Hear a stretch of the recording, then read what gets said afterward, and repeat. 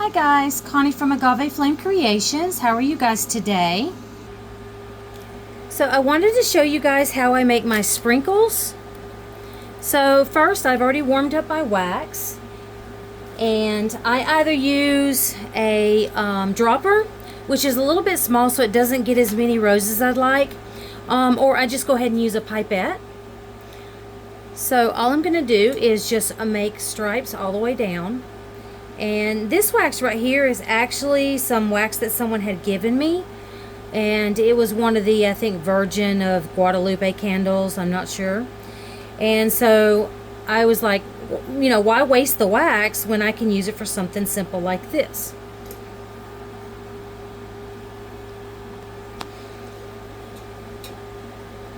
So I'll just do this all the way to the end. And you know, your rose don't have to be smooth. It don't have to be perfect. None of us are perfect. Guys, just have fun with it. That's all you really need to do. Now, I will come back to you in just a moment when I am finished doing this, and I'll show you guys a couple more little things that you can do. Okay, so I'm almost finished. So I wanted to show you guys this neat little trick that you can do. And of course the wax isn't, it's almost a little bit hard. So once my wax gets hard in here, and I'll give it just a second, all you have to do if you want it to look even more realistic than these right here is if you just take your pipette when it's starting to cool off and just kind of squeeze it out. It takes a little bit of time. Now of course it's not going to do it because I want it to. There it goes. Okay, so you can just make the sprinkles look very realistic. Now, one issue that I found with this is that you can only get so much at a time, and you're going to be taking up a lot of wasted time by waiting for it to cool inside this pipette.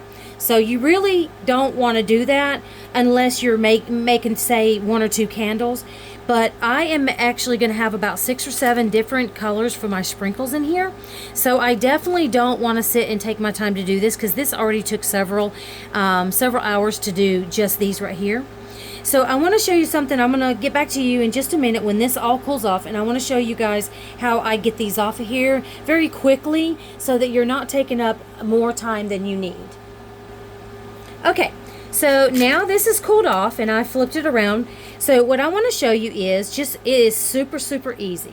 So all I do is just kind of take my lines and just kind of do this right here with it, and then go all the way down, and you make your sprinkles as big or as small as you'd like.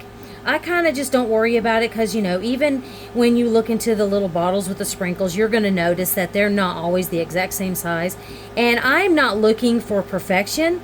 I'm looking for, you know, just something cute and neat. And I already make sure that my candles are usually, it's not working, there we go. So I need to make sure that, you know, the candles look good, but I don't want them to be perfect. I want people to love my candles just as they are. And I have learned that people would rather have a candle that's got a little bit of flaw in it. Just like anything else, you don't want it to look like everyone else's candles. I have got to tell you, to me, this is just so soothing to do this. I love the sound that it makes. I love just the coolness of it. It's quick and it's easy. I've seen people sit and do one little piece at a time. Guys, I don't have time for all that. I just don't. I just do not have time to sit there and do one little piece at a time. So as you can see, I made it even bigger. I just went with a wider one, and as long as I go all the way down, I'll get every single piece. And if you look right here, and this is another soothing thing that I love. So you just kind of scoop it off into where your rest of your sprinkles are at, and then of course I'll be able to mix them up.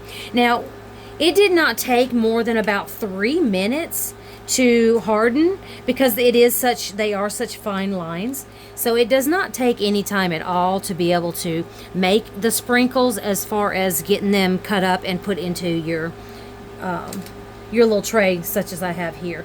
Now again, the longest part is actually going to take making it and letting them cool off.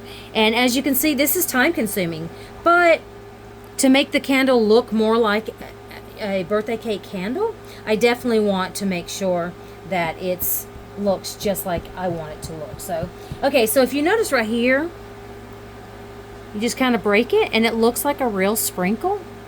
And those are wonderful. But again, I want to make sure that I've got the time. And I don't have time to do every single little piece. Now, if you have a better idea, I would love to know about it. That would be absolutely amazing. I love to find things that cut my time down. So if you have any little shortcuts, I greatly appreciate it. Again, here they are right here. And if I just kind of do this, then I have more sprinkles. Now with these sprinkles right here, you don't have to. I did not use any kind of fragrance oils in these at all, just because these are going to be sprinkled more inside and around the cake, and then of course the edges. And the cake's got such a strong scent that a few of these aren't really going to make a difference. One thing I will tell you is that after you make these, make sure that you leave them out for a little while. And I kind of come by every so often, just kind of, you know, move them around, get some air in them, because then the more that you do that, the less that they will stick. So right now they're still a little bit tacky. They're not too bad. But again, and another thing I've done is if I need something to not be tacky, but I need to use it very quickly, I will put these in the freezer for about 3 or 4 minutes just to get them really cold, and it's so much easier. But as you can see, these are fine in this one. I just kind of lightly pat it off and it's fine.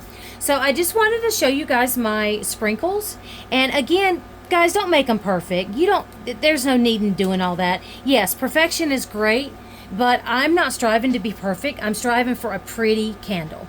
Now, again, if I'm only making 1 or 2 candles with cupcakes or a cake, then yes, I'm going to go with the process of taking this pipette right here and just squirting it out on a line and then just cutting them. So, but again, as you can see, they still look like sprinkles. They're perfectly fine. And right now, like I said, they're very dull looking, but I promise I'm doing some oranges, yellows, and greens as well. So I would love for you guys to come back and see me again. Don't forget to come visit my website at www.agaveflamecandles.com. If you would like to follow me on Facebook, follow me at Agave Flame Creations. And I would love to be able to get you guys' feedback. So just give me a message, send me something to let me know and tell me how I'm doing. Thank you guys, and have an awesome day.